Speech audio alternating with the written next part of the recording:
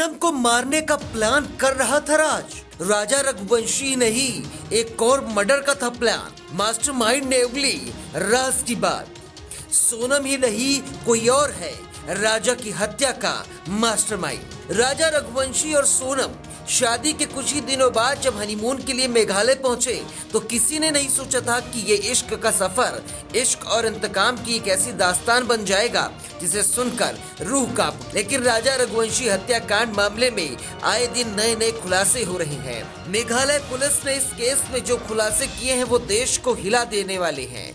Police का दावा है कि राजा की हत्या महज एक इत्तेफाक नहीं बल्कि एक साजिश थी, सुनियोजित, बेरहम और फिल्मी अंदाज में रची गई साजिश। इस साजिश का मास्टरमाइंड था राज कुशवाहा, यानी सोनम का कथित प्रेमी।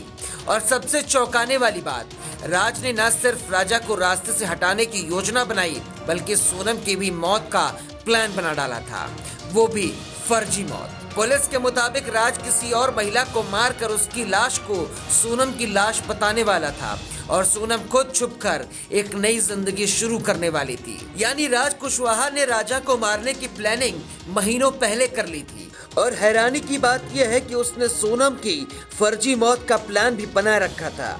राज कुशवाहा एक महिला को मारना चाहता था, उसकी लाश को सोनम बताना था और फिर सोनम को लापता कर देना था ताकि सबको लगे कि ये कपल मारा गया है। लेकिन किस्मत ने धोखा दे दिया, प्लान फेल हो गया। अब सोनम, राज और 3 सुपारी किलर पुलिस की गिरफ्त में हैं। कोर्ट ने सभी कुवार तीनों की पुलिस कस्टडी में भेज दिया है और पूछताछ में सामने आ रहे हैं ऐसे ऐसे सच जो इंसानियत को भी शर्मसार कर दे। पुलिस ने खुलासा करते हुए बताया कि सोनम नहीं, राज है पूरे मामले का असली मास्टरमाइंड। सोनम बस एक सहायक भूमिका में थी।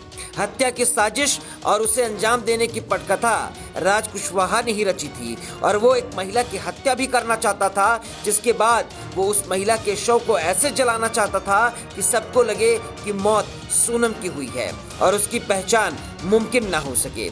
इसके बाद उस शव को सोनम का बताकर दुनिया के सामने पेश कर दिया जाता और इस तरह से पुलिस भी गुमराह हो जाती। उधर कुछ दिन छुप कर रहने के बाद सोनम आराम से अपने कथित प्रेमी राज के साथ जिंदगी बिताती। इसके बाद पुलिस ने यह भी खुलासा किया कि सोनम बुर्का पहनकर मेघालय से भागी थी और टैक्सी, बस और ट्रेन जैसे दूसरे ट्रांसपोर्टों के जरिए मध्य प्रदेश पहुंची थी। लेकिन राजा रघुवंशी की हत्या की साजिश राजा की शादी यानी 11 मई से कई दिनों पहले ही रची जा चुकी थी। इसका मास्टरमाइंड राज है, जबकि सोनम ने साजिश के लिए सहमति जताई थी। सोनम और राज का ये भी प्लान था कि वो सोनम की मौत को नदी में बहाकर बता देंगे, लेकिन ऐसा संभव नहीं हो सका, जिसके बाद ही दूसरी महिला की हत्या की प्लानिंग की गई थी।